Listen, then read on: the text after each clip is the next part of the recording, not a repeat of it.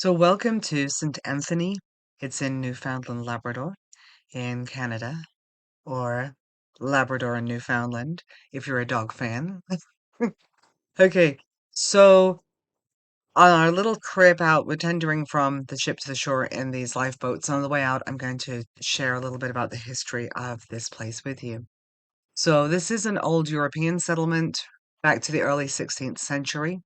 And at the time, the explorer Jacques Cartier came across the settlement in about 1534, and he was reported to have named it St. Anthony Haven.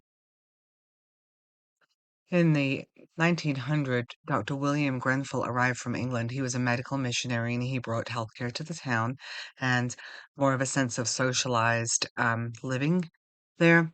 In the mid 1930s and 40s, it became an industrial town with a salt fish plant. But since then, and since it's closed, it has lost that industry. And now these wonderfully friendly people have basically optimized and made the most of the tourist aspect of this town. And they have some very, very interesting exhibits. Once we got off the ship, we're going to take this little trip on a school bus, very bumpy, to Anse Aux Meadows. I probably butchered that. Some beautiful sights en route as we go up this coastline. And when we got there, this is a Viking settlement. It's a failed Viking settlement, but the Vikings tried to settle here about 1,000 years ago. And so we're off to Anse Aux Meadows, and I want you to imagine that about 1,000 years ago, you and your family are just sitting on this beach or settled here, and all of a sudden, on the horizon, you see a boat. You see lots of boats. You see Viking ships, and they are heading your way. And you don't know these people, and you don't know what these people are going to do, and how terrified are you going to be?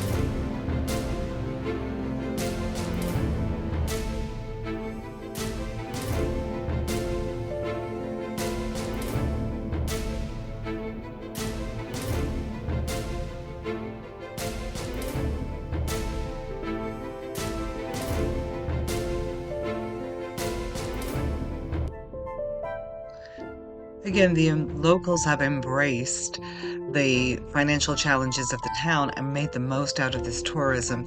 And they have built these very good replicas of what life might have been like for the Vikings. and many of the locals participate in these tourist events, and they're very authentic. And I really encourage you. This is like a living museum where you can touch things, you can taste things, you can talk to people. It is it's very fascinating. They even have some axe throwing, which for some reason I was very good at that day. And now to one of my favorite parts, the boathouse. So this is a replica Viking ship, but just like the ones that would have come over.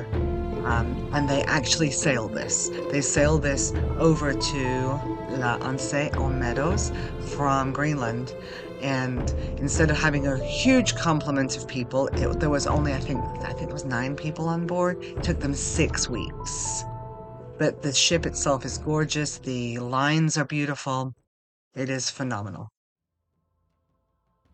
Also part of the settlement, and this is a world historic site, is this beautiful sculpture. This was donated by the Historic Sites Association. Cost about $45,000 and is called the Meeting of Two Worlds sculpture.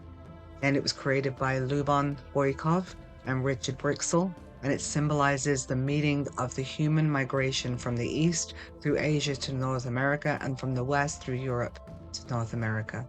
And when the two groups meet, when the Norse landed in the Anse Aux Meadows.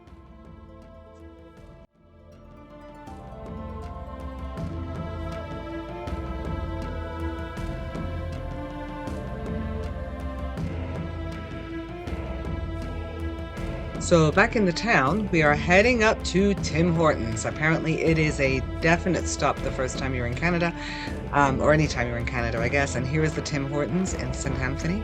And here is some of the exceptionally non-diabetic friendly donut selection. Also there is the Ragnarok North Brewing Company. We didn't go there, several people did, and they really highly recommend it. However, by the time we got back from our tour, it was so full nobody could get in. So if you're going to do this, my suggestion is do it early. And now across the street to the hospital, to the Jordi Bornet murals. These are in the lobby of the hospital, and these are ceramic murals that were created and fabricated by the Montreal artist Jordi Bornet in 1967.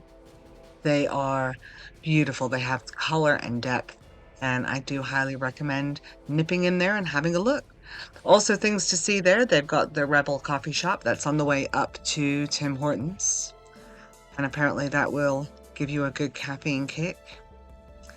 They have Grenfell, his name is on everything. So there's a Heritage Hotel. This is the back side of the visitors center when you get off the boat.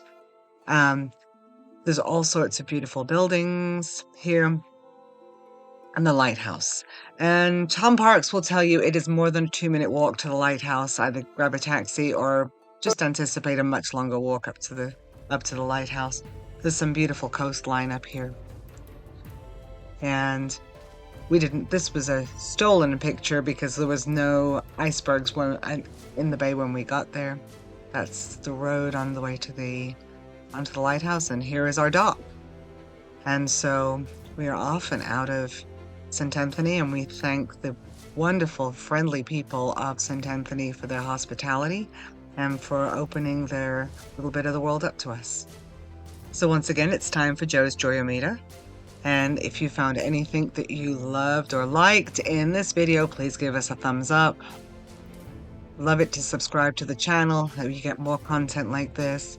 And again, would always love you to comment on what made my Joyometer go cray-cray this week. So the boat.